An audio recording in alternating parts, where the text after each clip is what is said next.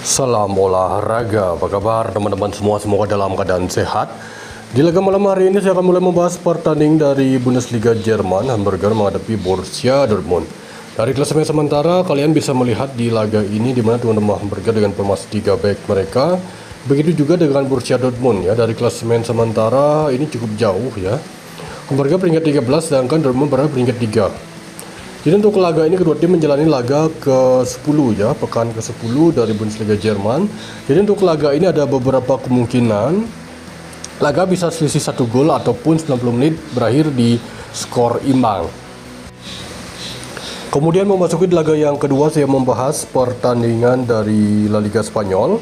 Espanyol menghadapi Villarreal. Terlihat di laga ini Espanyol dengan formasi 4-3-3, begitu juga dengan Villarreal.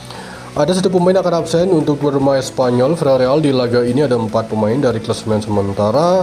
Espanyol berada peringkat 6, sedangkan Villarreal berada peringkat 3.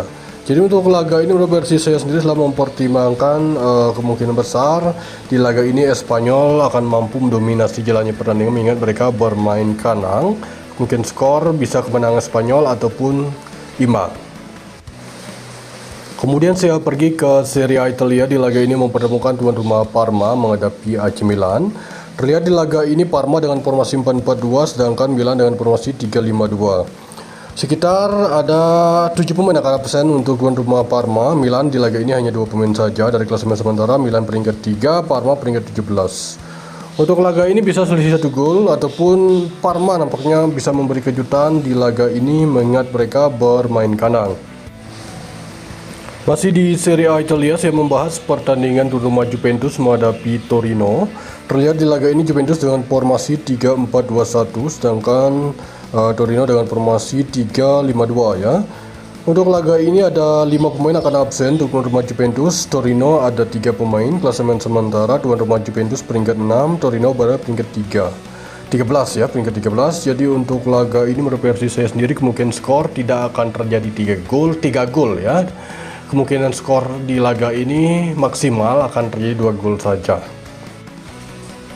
Selanjutnya saya membahas laga Como menghadapi Cagliari. Di laga ini Como dengan formasi 4-2-3-1 sedangkan Cagliari dengan formasi 3-5-2 ya. Tuan rumah Como ada 3 pemain mereka akan absen dan 4 pemain dari tim tamu Cagliari. Dari klasemen sementara Como berada di peringkat 7 sedangkan Cagliari berada peringkat 14 sementara. Awal musim ini Como memang sangat luar biasa ya dari performa.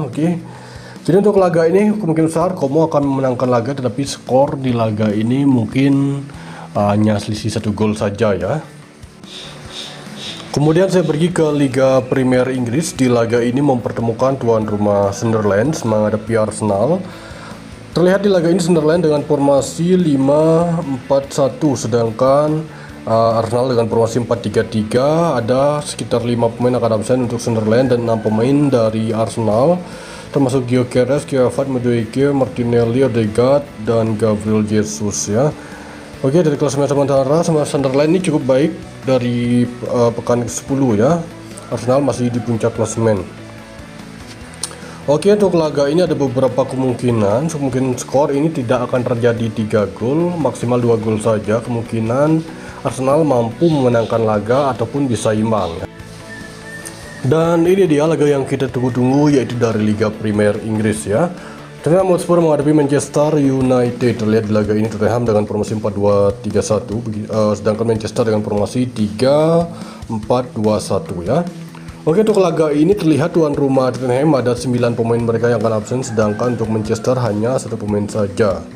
Terlihat di laga terakhir Tottenham dari lanjutan Liga Champions itu meraih kemenangan, sedangkan Manchester imbang saat menghadapi Nottingham dari lanjutan Liga Premier Inggris. Klasemen sementara Tottenham berada peringkat 6 sedangkan Manchester berada peringkat 8 sementara dengan poin yang sama ya, hanya perbedaan dalam performa mencetak gol dan jumlah kebobolan saja. Untuk laga ini karena memang di laga kandang Tottenham sangat berpeluang besar bisa meraih kemenangan, walaupun dalam laga ini tuan rumah Tottenham cukup banyak pemain mereka yang mengalami cedera.